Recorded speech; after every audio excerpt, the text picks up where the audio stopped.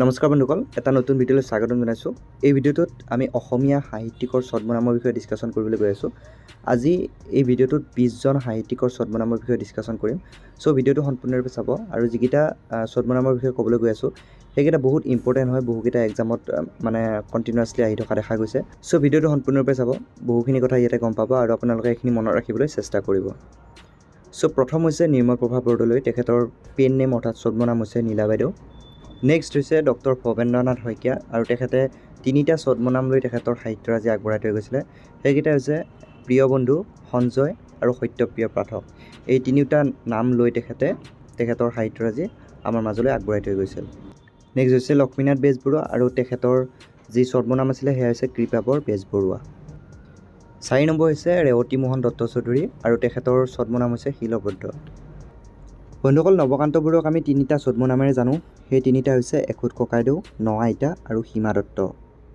এই তিনিটা ছদ্মনামেৰে তেখেতৰ যি সাহিত্যৰাজি আছিলে সেয়া আমাৰ মাজলৈ দি থৈ গৈছে। নেক্সট হৈছে ডক্টৰ সূৰ্যকুমাৰ ভূঞা আৰু তেখেতৰ পেন নেম হৈছে ভানুনন্দন। বন্ধুসকল, বীণা বৰুৱা আৰু ৰাচনা বৰুৱা এই দুটা ছদ্মনাম হৈছে ডক্টৰ বিৰিঞ্চি কুমাৰ বৰুৱাদেৱৰ। নেক্সট বিনন্দ চন্দ্ৰ বৰুৱাৰ ছদ্মনাম হৈছে কেৰপাই শৰ্মা। ৰত্নকান্ত বৰকাকতিৰ ছদ্মনাম হৈছে নতুন কৃপাবৰ আৰু এই নতুন কৃপাবৰ নামেৰে তেখেতৰ সাহিত্যৰাজি আগবঢ়াইছিল।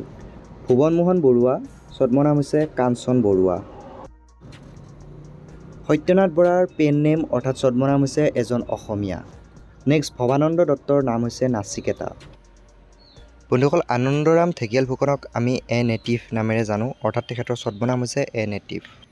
ডক্টৰ বাণীকান্ত কাকতিদেৱৰ ছদ্মনাম হৈছে ভৱানন্দ পাঠক। শৰৎচন্দ্ৰ গোস্বামীদেৱৰ বাপচন্দ্ৰ ভাগৱতী।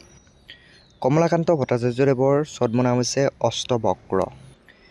নেক্সট আনন্দচন্দ্ৰ আগৰৱালাদেৱৰ ছদ্মনাম হৈছে শ্ৰীহৰ্ষ আৰু ফলাই শৰ্মা হৈছে ৰজনীকান্ত বৰদলৈদেৱৰ পেন নেম। বন্ধুসকল, সৈয়দ আব্দুল মালিকৰ দুটা ছদ্মনাম আছিলে, এটা হৈছে অজগৰ আৰু আনটো হৈছে স্বামী অভগানন্দ।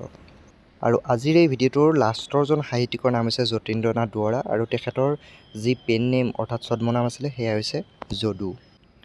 তো বন্ধুসকল, আজিৰ এই ভিডিঅ'টোত এইখিনিয়ে আছিলে। যদি ভিডিঅ'টো ভাল পাইছে তেতিয়াহ'লে লাইক কৰিব, শ্বেয়াৰ কৰিব আৰু যদি চেনেলটোত প্ৰথমবাৰ আহিছে তেতিয়াহ'লে চেনেলটো ছাবস্ক্ৰাইব কৰিবলৈ নাপাহৰিব। পুনৰ এনেকুৱা নতুন ভিডিঅ' লৈ আহিম, তেতিয়ালৈকে জয় হিন্দ।